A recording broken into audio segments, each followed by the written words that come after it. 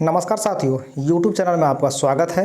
आइए आज हम इस वीडियो में बात करेंगे मनरेगा के तहत संविदा आधारित वैकेंसी आपका रोजगार सेवक का आया है। तो आप यहाँ पे देख लीजिए, आपका ये छठा जिला में है, यानी आपका बात करें तो 6 जिला में ये छठा जिला में आया हुआ है, यानी आपका 5 जिला में जारी हो चुका। लगभग आपका सभी जिला में ये जो वैकेंसी आपको देखने को मिलेंगे।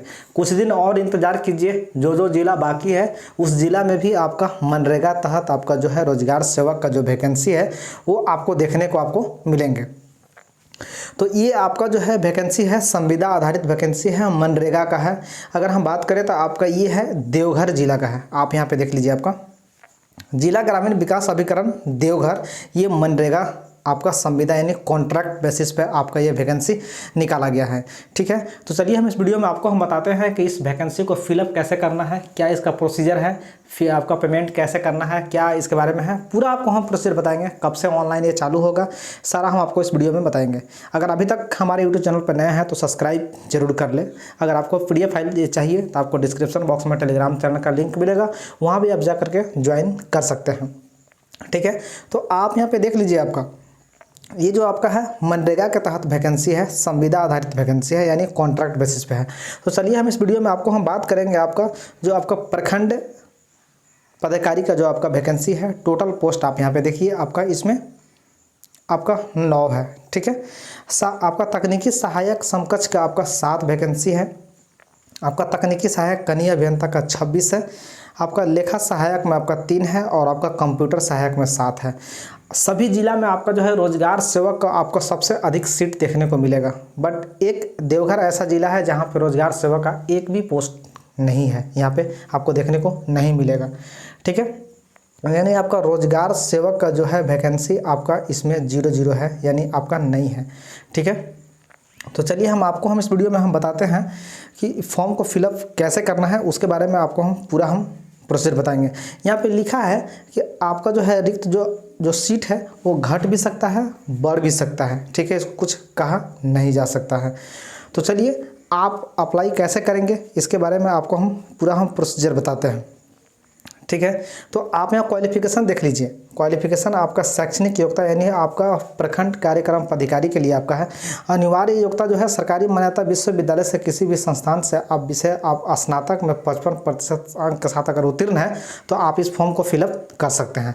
या अगर आपका BA में 55% अगर नहीं है तो अगर आप स्नातकोत्तर यानी आपका MA में अगर आपका 55% है तो फॉर्म को फिलअप कर सकते हैं।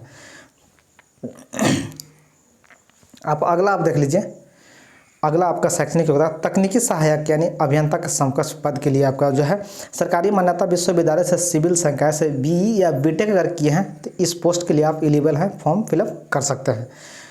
चलिए अगले पोस्ट आपको हम बता दे रहे हैं। आपका यहाँ देख लीजिए, तकनीकी सहायक अभियंता समकक्ष के लिए किसी भी सरकारी मान्यता विषय सिविल संकाय से डिप्लोमा या फिर सिविल संकाय से BE या BTech किए हैं तो आवेदन के पात्र आप हैं, आवेदन कर सकते हैं। ठीक, चलिए नेक्स्ट आपको हम बता दे रहे हैं। ये लेखा सहायक में आप देख लीजिए, सरकारी मान्यता विश्वविद्यालय से आपका BCom ऑनर्स या फिर आप सामान्य BCom न्यूनतम 56% आपका अंक के साथ अगर उत्तीर्ण है तो आप इस फॉर्म को फिलअप कर सकते हैं। BCom में उत्तीर्ण 55% अंक नहीं है, परंतु जिन्होंने तत्पश्चात आपका MCom में किया है वे आवेदन दे सकते हैं। आप समझ ही गए होंगे कि अगर BCom में आपका 55% आपका नहीं है और आपका MCom में है तो आप फॉर्म को दे सकते हैं, यानी फॉर्म के पात्र आप हैं, फॉर्म फिलअप कर सकते हैं। आप कंप्यूटर सहायक देख लीजिए, आपका कंप्यूटर सहायक ये पद है, इसमें आपका सरकारी मान्यता विश्वविद्यालय से आपका कोटि आपका न्यू आवेदन दे सकते हैं, यानी BCA कंप्यूटर ऑनर्स किए हैं या BSc कंप्यूटर सामान्य आपका या BCA किए हैं तो आप इस फॉर्म को भर सकते हैं, या PDGCA किए हैं, PDCA किए हैं तो इस फॉर्म को आप फिलअप कर सकते हैं। ठीक है, तो आप विशेष जो है हमारे टेलीग्राम चैनल से जुड़ के आप वहाँ पे देख सकते हैं इस PDF फाइल के माध्यम से। तो आपको हम बता दे रहे हैं कि इसका जो है आपका उम्र सीमा जो निर्धारण किया गया है उसके बारे में आपको हम बता दे रहे हैं। आप उम्र देख लीजिए, यानी जनरल कैटेगरी के लिए आपका 35 साल तक आपका है और जनरल में जो दिव्यांग है उनके 45 साल तक। अगर आर्थिक रूप से कमज़ोर व्यक्ति हैं उनके लिए आपका 35 और आपको जो दिव्यांग है उनके लिए 45। ठीक है, पिछड़ा वर्ग पुरुष के लिए आपका 37 है और दिव्यांग अगर इसमें है तो 47 है। ठीक है, आप यहाँ पे देख लीजिए, आपका अनुसूचित जाति में अनुसूचित जनजाति का आपका 40 है और आपका दिव्यांग है इसमें तो आपका 50। चलिए आगे आपको हम बता दे रहे हैं, ये आपका वेतन के लिए दिया हुआ है। तो आप वेतन इस फाइल के माध्यम से आप जो टेलीग्राम चैनल हम देंगे उस पर जा करके आप देख सकते हैं, ठीक है। वेतन अगर हम पूरा हम बताने लगेंगे तो थोड़ा वीडियो आपका लंबा हो जाएगा, तो चलिए हम आपको बता दे रहे हैं। तो आप यहाँ पे आवेदन कैसे करना है आप यहाँ पे देख लीजिए। आवेदन आपका ये ऑनलाइन है, जो फॉर्म जो है आपका ऑनलाइन फिलअप करना है, ऑनलाइन के माध्यम से करना है। हम आपको बता देते हैं साइट क्या है।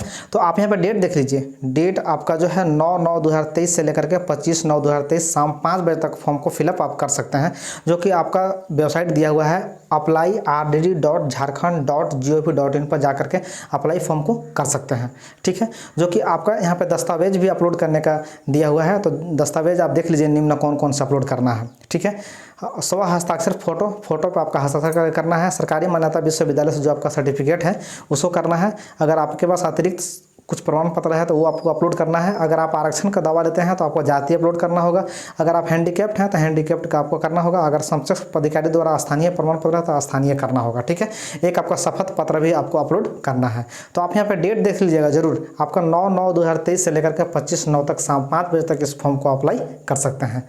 अगर हमारा वीडियो अगर आपको अच्छा लगा होगा तो हमारे चैनल को सब्सक्राइब कीजिए, लाइक कीजिए। जय हिंद, जय भारत। फिर आपसे मिलते हैं नेक्स्ट वीडियो में।